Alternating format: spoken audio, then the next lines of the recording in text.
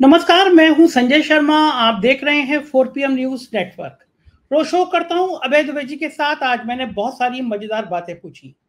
मैंने पूछा कि सेंगोल लगा हुआ है पार्लियामेंट में और विपक्ष कह रहा है ये राजशाही का प्रतीक है, तो क्या विपक्ष इतना ताकतवर है कि क्या वो उसको हटवा देगा? मैंने पूछा कि तकदीर इतनी खराब क्यों हो रही है प्रधानमंत्री की, 20 दिन नहीं हुए हैं सरकार बने हुए, रोज कुछ ना कुछ अशुभ पाल हो जा रहा है। एक बारिश में राम मंदिर की, जिसकी इतनी बड़ी ब्रांडिंग करी, इसकी छत टपकने लगी। प्रधानमंत्री जी ने अयोध्या में रेलवे का उद्घाटन किया, रेलवे स्टेशन का, उसकी बाउंड्री वॉल गिर गई, वहां की सड़कें टूट गई। और एक विधायक, एनडीए का विधायक, पूरे देश में जब नकल की लेके हल्ला हो रहा है, वो विधायक साहब का एक मुख्यमंत्री योगी आदित्यनाथ के साथ बैठे हुए फोटो वायरल हो रहा है।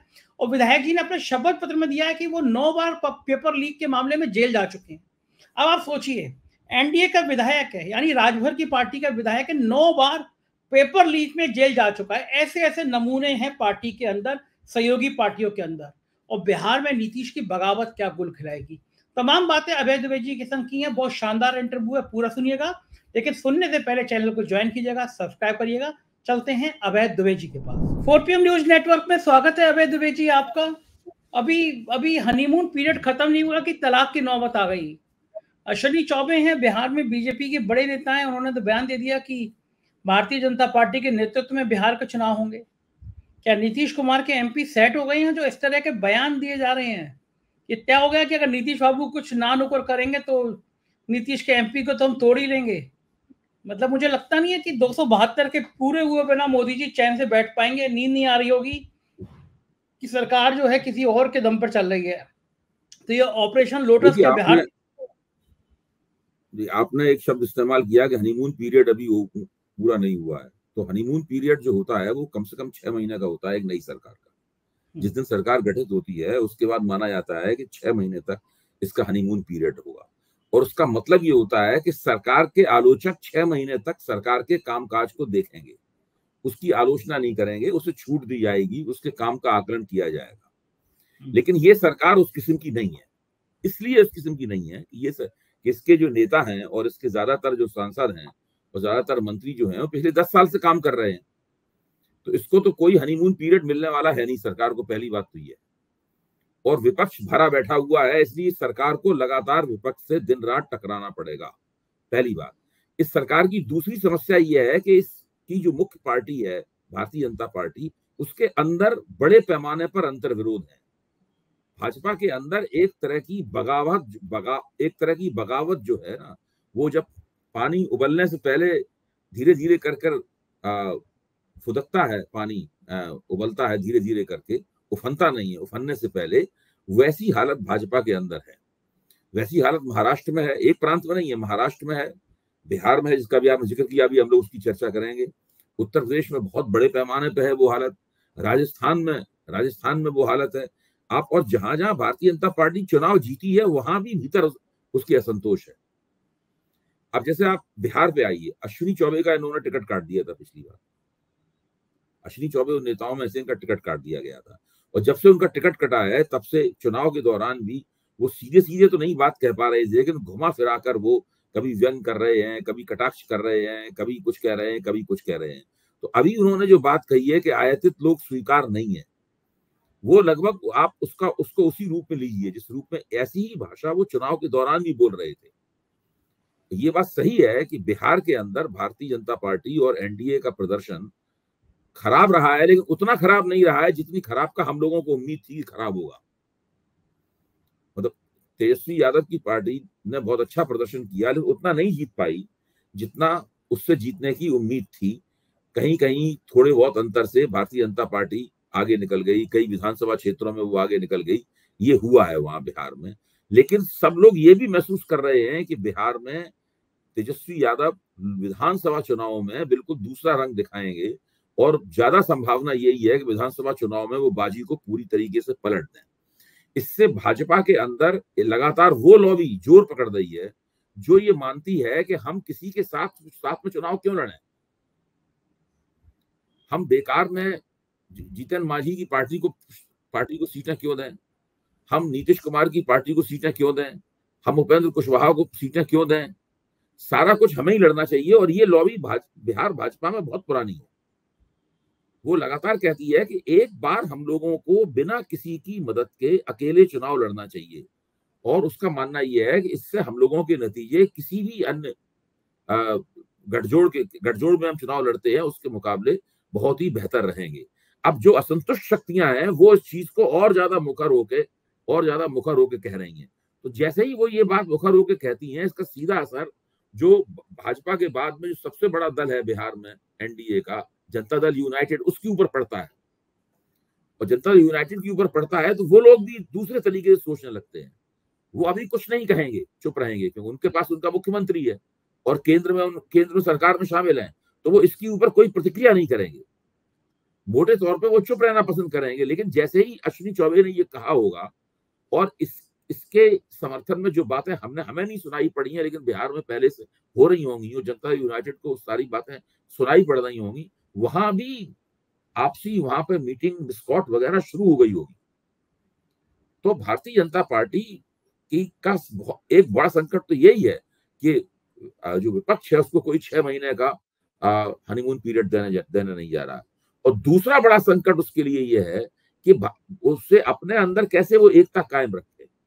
एक तो गठजोड़ के लिए गठजोड़ की जरूरत है, और अकेले पार्टी को बड़ा बनाने, सत्ता प्राप्त करने और किसी भी क्षेत्रीय दल की उपेक्षा करने की जो भाजपा की स्थापित महत्वाकांक्षा है, घोषित महत्वाकांक्षा है, उस घोषित महत्वाकांक्षा को किसी तरीके से पूरा करने की कोशिश। तो इन दो चक्की के पाटों के बीच में इस समय भाजपा पिस रही है एक तरह से। अच्छा, लेकिन बिहार से शुरुआत हुई थी, आपको याद होगा ना, जेपी नड्डा ने कहा था कि ये जो रीजनल पार्टी हैं इनको खत्म करना है। जी। तो वो उसी की शुरुआत है कि रीजनल पार्टी खत्म हो जाए। हाँ, अब इसमें हाँ बिल्कुल नहीं, वो तो ये तो कहने की बातें हैं। वो जमाना चला गया जिस वजह से उन्होंने ये बात कही थी, तब उन्हें लग रहा था कि हम इसी तरीके से लगातार आगे बढ़ते जाएंगे। अभी हमारी 303 सीटें हैं, फिर अगले चुनाव में 325 या 350 होंगी। इस तरह हम अकेले ही बढ़ते चले जाएंगे। फिर एक वक्त हमें किसी भी क्षेत्रीय पार्टी की जरूरत नहीं पड़ेगी, और क्षेत्रीय पार्टियां रहेंगी नहीं, क्योंकि हम उनका पूरा स्पेस जो है उसका अतिक्रमण कर लेंगे, हम उसका सारा स्पेस झपट लेंगे। ये उन्होंने, भाजपा ने ऐसा सब जगह किया भी है। अब समस्या क्या है? समस्या ये है कि बिहार में जो आला कमान है भारतीय जनता पार्टी का, वो ये मानता है कि भले ही स्थानीय नेता कोई भी दावा क्यों ना करते रहे, बिहार में भारतीय जनता पार्टी के पास में अति पिछड़ों का वोट नहीं है। अति पिछड़ों का वोट अभी भी काफी हद तक नीतीश कुमार के साथ है, और ये लोकसभा चुनाव में साबित हुआ है। यहां तक कि उम्मीद की जाती थी कि अति पिछड़े तेजस्वी यादव को वोट देंगे, तो अति पिछड़ों ने उस तरह से तेजस्वी यादव को वोट नहीं दिया जिस तरीके से विपक्ष को उम्मीद थी। कहीं मिला, लेकिन ज्यादातर जगहों पर नहीं मिला। यही वजह है कि एनडीए वहां पर, देखिए, उत्तर प्रदेश में अति पिछड़ों ने भाजपा को छोड़ दिया, वो अखिलेश के साथ चले गए। इसलिए उत्तर प्रदेश में देखिए आपका भाजपा बुरी तरीके से चुनाव हार गई। तो ये एक समस्या है। बिहार में भारतीय जनता पार्टी अभी भी ऊंची जातियों की पार्टी है। उत्तर प्रदेश में इस पार्टी को ब्राह्मण बनिया पार्टी कहते हैं, लेकिन बिहार में ये ब्राह्मण, ठाकुर, बनिया और जिसे कहते हैं भूमिहार और कायस्थ, बाबू लोगों की पार्टी है बिहार में। तो अभी भी उसे नीतीश कुमार की जरूरत है। ये आला कमान का विश्लेषण है। इसीलिए मंचों पर आपको नीतीश कुमार और नरेंद्र मोदी बिल्कुल आपस में चिपके हुए नजर आते हैं एक दूसरे से। हाथ देखने लगते हैं, कोई किसी को हाथ पकड़ रहा है, कोई किसी का पैर पकड़ रहा है। ये सब ड्रामेबाजी जो मंचों पर चल रही है, क्यों चल रही है? इसीलिए चल रही है क्योंकि आला कमान को लगता है कि नीतीश कुमार के बिना हम बुरी तरीके से हार जाएंगे। इस लिहाज से आला कमान का आकलन और बिहार के स्थानीय नेतृत्व का आकलन, इन दोनों आकलनों के बीच में मतभेद है। जो सुशील मोदी थे, सुशील मोदी आला कमान जो आकलन कर रहा है उस आकलन का समर्थन करते थे। इसीलिए उनकी कोशिश होती थी कि नीतीश कुमार लगातार एनडीए में बने रहे, भाजपा के साथ बने रहे, तो उनके जरिए आला कमान ऑपरेट करता था। अब समस्या यह है कि बिहार में सुशील मोदी तो रहे नहीं, और बिहार में भारतीय जनता पार्टी के पास कोई एक ऐसा नेता नहीं है जैसे कि राष्ट्रीय स्तर पर नरेंद्र मोदी है, या मान लीजिए कर्नाटक में येदियुरप्पा है, तो उस किस्म का बिहार में भाजपा के पास कोई नेता नहीं। वैसे भी बिहार के पास हर प्रदेश में क्षेत्रीय नेताओं का बड़ा अभाव है। स्थानीय स्तर पर पूरी भाजपा का नेतृत्व करने वाले बहुत अच्छे, पावरफुल, मजबूत सूबेदार जो किसी जमाने में भाजपा के पास होते थे, जैसे कि राजस्थान में भैरव सिंह शेखावत, उनके बाद वसुंधरा राजे सिंधिया, अब तो वसुंधरा राजस्थान में भी उनके पास कोई नेतृत्व नहीं रहा। भजन लाल शर्मा को कौन नेता मानता है? इसी तरह मोहन यादव को मध्य प्रदेश में कौन नेता मानता है? शिवराज सिंह चौहान को लोग नेता मानते थे, उनको तो आपने मध्य प्रदेश की राजनीति से रिजेक्ट कर दिया, बाहर निकाल दिया। तो भाजपा के साथ बड़ी समस्या यह है कि स्थानीय स्तर पर भाजपा के पास नेता नहीं है, और इस चीज को नरेंद्र मोदी के इस आग्रह ने और बल प्रदान किया है इस खामी को कि हर चुनाव मेरे नाम पर लड़ा जाएगा। ये 3 चुनाव जो लड़े जाने वाले हैं, अब हरियाणा में कौन नेता है? कि हरियाणा में सैनी स्थानीय स्तर पर नेता है, वो भाजपा का भी जनाधार है, उसकी भी नुमाइंदगी नहीं करते। हाँ, सही बात है। तो होता है कि जो विपक्ष का जनाधार होता है उसके भी एक हिस्से की नुमाइंदगी करता है। सैनी की स्थिति यह है कि अपनी बिरादरी को छोड़ के उन्हें कोई नेता नहीं मानता है। हाँ, ये समस्या तो है उनके साथ में। अच्छा, बिहार में अबे जी, बिहार की बात करते हैं। नीतीश कुमार की बड़ी इच्छा है कि चुनाव जल्दी करा लिया जाए। उन्हें भरोसा नहीं है कि कैसे जैसे सरकार चलेगी तब क्या स्थिति होगी, और बीजेपी वहां चाहती नहीं है कि चुनाव जल्दी हो। क्या लगता है ऐसे पेच क्या है, क्यों नीतीश कुमार इतनी जल्दी वहां चुनाव कराना चाहते हैं? साल भर मोटा मोटा होगा अभी तो। देखिए, बिहार में तो चुनाव में अभी 1 साल से थोड़ा ज्यादा ही वक्त है। बिहार में अगले साल, जहां तक मेरा ध्यान है कि अक्टूबर के आसपास कहीं चुनाव होगा। अभी तो इस साल का अक्टूबर भी नहीं आया है, तो इतनी जल्दी बिहार में चुनाव प्रीपोन नहीं हो सकते। नीतीश कुमार ये अगर चाह रहे हैं तो ये उनका चाहना जो है वो बेतुका है मेरी निगाह में। कोई भी प्रधानमंत्री एक विधानसभा को जब तक कोई मजबूत कारण ना हो उसको भंग करके 1 साल से ज्यादा समय से पहले कैसे उसको 1-2 महीने पहले, 6 महीने पहले बिहार चुनाव कराए जाए, वो बात समझ में आती है, लेकिन वो भी स्थिति नहीं है। तो ये तो बात समझ में आती नहीं। और प्रश्न इस बात का है कि नीतीश कुमार क्यों, अगर नीतीश कुमार की सरकार लोकप्रिय सरकार है तो उन्हें जनता की सेवा करनी चाहिए। और क्या, 1 साल और करे, उसके बाद चुनाव करा लें और ज्यादा सेवा कीजिए ताकि आपको ज्यादा वोट मिले। इसका मतलब ये है कि उनको लग रहा है कि कहीं ना कहीं एंटी इनकम्बेंसी है। हाँ, एंटी इनकम्बेंसी मजबूत है। अभी हम लोकसभा चुनाव में हमारी नाक नहीं कटी है। उत्तर प्रदेश में तो भाजपा की नाक कट गई, एनडीए की नाक कट गई है। बिहार में एनडीए की सीटों में कमी आई है, लेकिन नाक नहीं कटी है बिहार में। तो वो सोचते हैं कि इसका फायदा हम विधानसभा चुनाव में भी कुछ अच्छा प्रदर्शन करके उठा लें, लेकिन ये उनका मंसूबा पूरा नहीं होगा क्योंकि ये व्यवहारिक भी नहीं। अबे जी, बात केंद्र की राजनीति की करते हैं। पार्लियामेंट में कुछ दिलचस्प तस्वीरें देखने को मिली।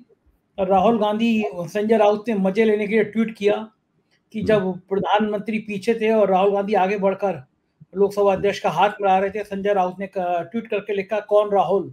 पहले ये पूछा करते थे, अब समझ में आ गया होगा कौन राहुल, अभी तो ये झांकी है। तो अब वो जो पार्लियामेंट के सीन थे और उसके बाद में लोकसभा अध्यक्ष ने जो इमरजेंसी को लेकर मौन रखा, संविधान की बात को लेकर, जब विपक्ष संविधान का मुद्दा उठा रहा है तो भाजपा, भारतीय जनता पार्टी इमरजेंसी को लेकर आई है कि इमरजेंसी में संविधान खत्म किया गया, यानी लड़ाई दोनों तरफ से संविधान की है। लेकिन आपको लगता है 50 साल से ज्यादा समय हो गया, इमरजेंसी कब तक बुलाते रहेंगे लोग? जो इमरजेंसी जिन्होंने भोगी है वो पीढ़ी तो लगभग संयोग से इनको मौका ये मिल गया कि ये सब जून के महीने में हो रहा था। इमरजेंसी जून में लगी थी, इमरजेंसी 25 जून को लगी थी, तो इसलिए ये मौका इनको मिल गया क्योंकि वो दिन था, इसलिए इस तरह का काम उन्होंने कर लिया। लेकिन इस चीज का देखिए, 2 पीढ़ियां ऐसी गुजर चुकी हैं जिन्होंने इमरजेंसी देखी नहीं। मेरी पीढ़ी ने इमरजेंसी देखी है, मैं खुद इमरजेंसी में जेल में रहा हूं, मेरे पिताजी इमरजेंसी में जेल में रहे हैं, हम लोगों ने इमरजेंसी के खिलाफ संघर्ष किया है। लेकिन अगर ये चाहे कि इमरजेंसी का सवाल उठाकर वो विपक्ष जब संविधान की किताब उठाकर दावेदारियां अपनी पेश करता है और उससे भाजपा की वोट छीन लेता है। देखिए, संविधान के जरिए विपक्ष ने केवल भाजपा पे आरोप नहीं लगाया है, केवल भाजपा को कटघरे में नहीं खड़ा किया है। किसी को उम्मीद नहीं थी, मैं तो कहने में मुझे कोई गुरेज नहीं है, मुझे भी उम्मीद नहीं थी। विपक्ष संविधान की किताब दिखाकर विपक्ष ने भारतीय जनता पार्टी से उसका काफी बड़ा वोट छीन लिया है। ऐसा भारत के इतिहास में पहली बार हुआ है। संविधान अचानक सारी बहसों के केंद्र में आ गया है। जिन लेखकों ने संविधान के ऊपर आधी किताब लिख रखी थी, वो जल्दी जल्दी किताब पूरी करके उन्होंने छपा ली है। यही मौका है, उनकी किताब बिकेगी संविधान। तो संविधान इस वक्त जो है बड़ी जबरदस्त चर्चा पे है। तो ये अब भाजपा को उसकी काट नहीं मिल रही है, क्योंकि जून में जून का था और जून में ही इमरजेंसी लगाई गई थी, इसलिए भाजपा ने थोड़े दिनों के लिए इसकी काट करने के लिए इमरजेंसी का सहारा लिया है। अब जुलाई में तो ये हथकंडा नहीं चलेगा, सही अगस्त में बात तो है। ये हथकंडा नहीं चलेगा, दिसंबर में तो ये हथकंडा नहीं चलेगा। तो ये तो बिल्कुल बेकार की बात है। इमरजेंसी के सवाल पर आप भाजपा ने जिस तरह संविधान का उल्लंघन किया है, संविधान को पलटा है। अभी तो सबसे बड़ी बात यह है, ये जो तीन जो कानूनी संहिताएं बदली गई हैं, जिनको जुलाई से भाजपा लागू करने जा रही है, और जो बिल्कुल आखिर में जब संसद खत्म होने वाली थी, जल्दबाजी में वो सब चीजें रख के पारित कराई गई, इसके ऊपर बड़ा जबरदस्त संघर्ष होने वाला है। और देश का जो वकील वर्ग है, जो बहुत ही प्रभावी होता है वकील वर्ग, बहुत बड़े पैमाने पर ओपिनियन बनाता है, वो भी इसके खिलाफ खड़ा होने वाला है। क्या लगता है आपको कि क्योंकि पहले किसान आंदोलन हुआ तब सरकार झुकी, फिर ड्राइवरों ने हड़ताल करी तो सरकार झुकी, और अगर वकील भी इन कानूनों के खिलाफ हड़ताल करेंगे, और वकीलों का आंदोलन तो बहुत प्रभावी होता है, बहुत प्रभावी होता है। वो मारते भी हैं, वो पुलिस वालों पर भी हमला कर देते हैं।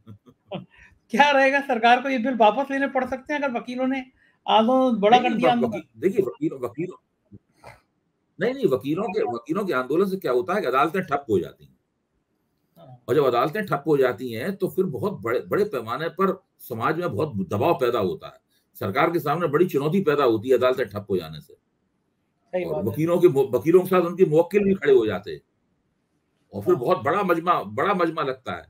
और हर जगह, सारे जिलों में, सारे मतलब उसमें तहसीलों में जहां भी अदालतें हैं, वहां आंदोलन होने लगते हैं। उनके पास अपने केंद्र हैं, उनके अपने इलाके हैं, पुलिस वाले भी उनसे उनसे टकराने में संकोच करते हैं।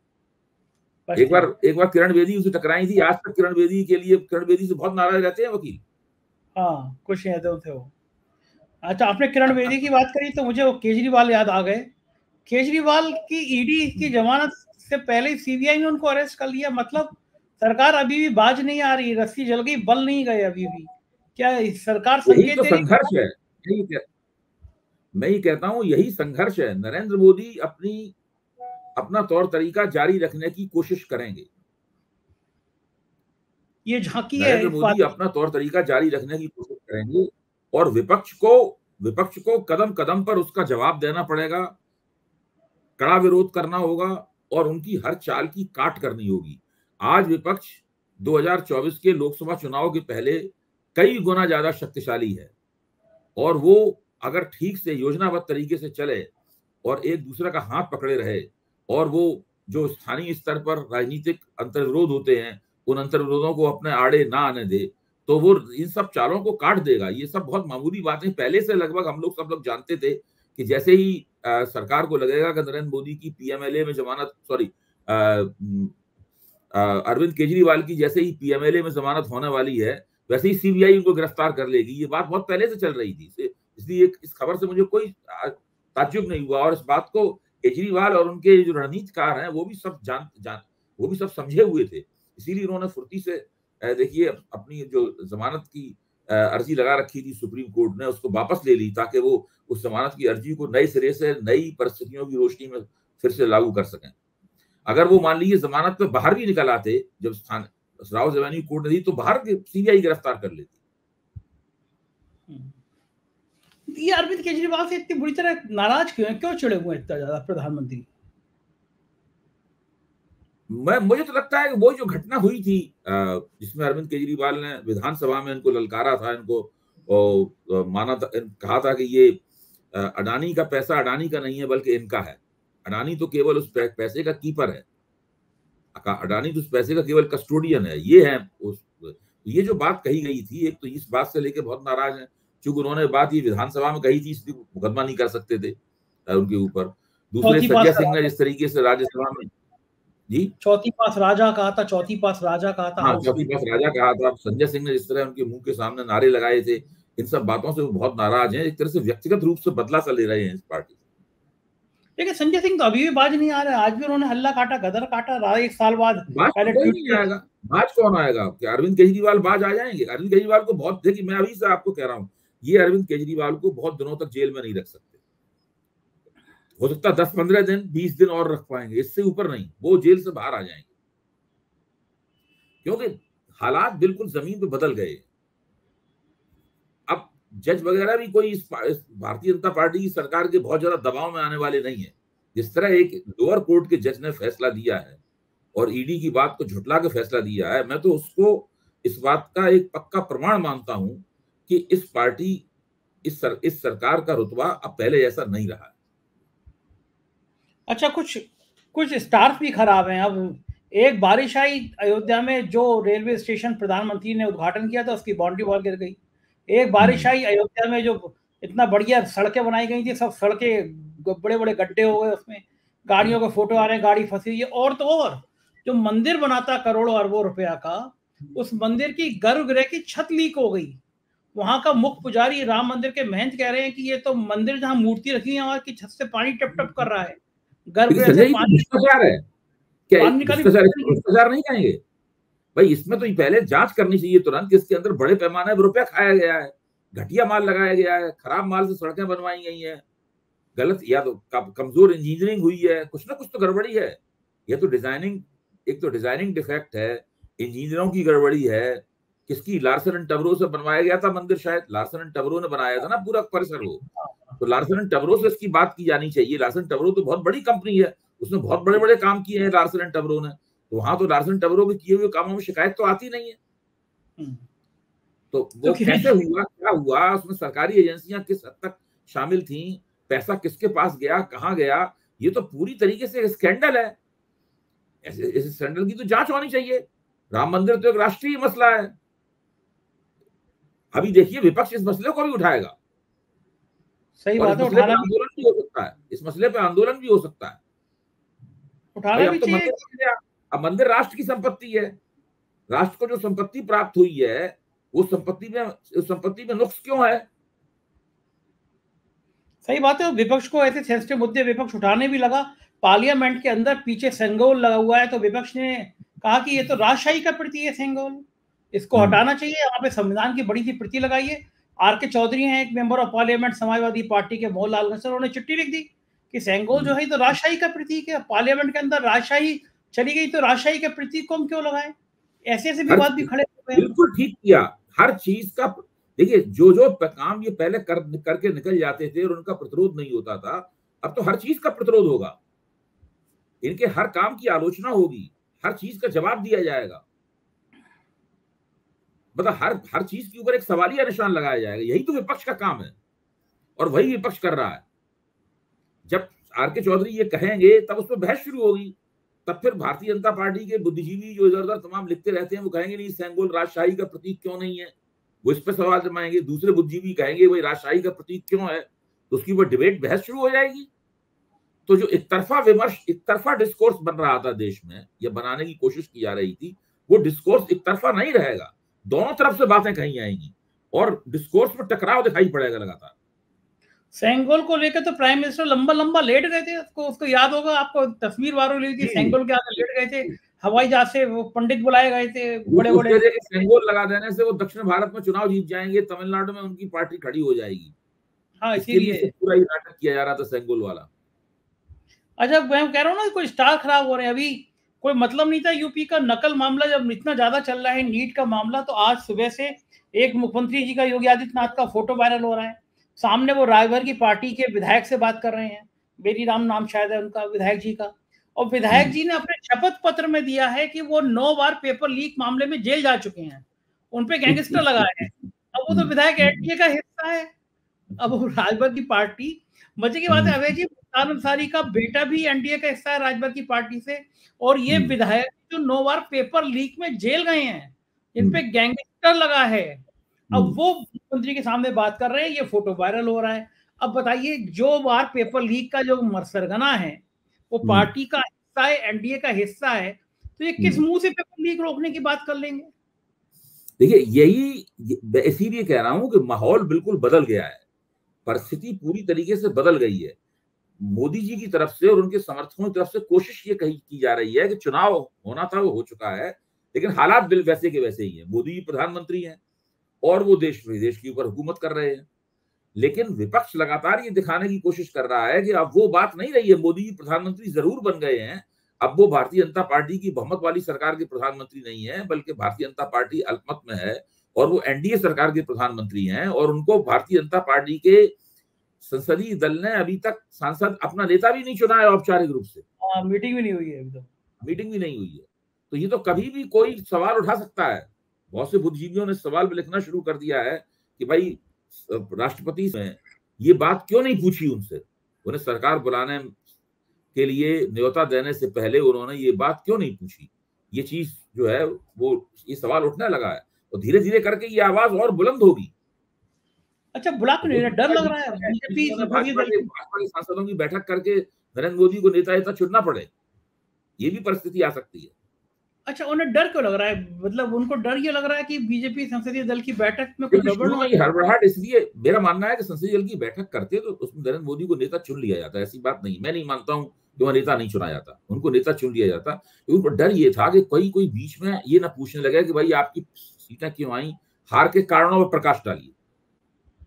पार्टी संसदीय दल की बैठक में बैठक हो ही सकता था, कोई एक खड़ा हो जाता। राष्ट्रीय स्वयंसेवक संघ के प्रति वफादारी रखने वाले बहुत से सांसद हैं, वो 240 सांसदों में वो भी बहुत से काफी होंगे मेरे ख्याल से, तो वो भी खड़े हो सकते थे।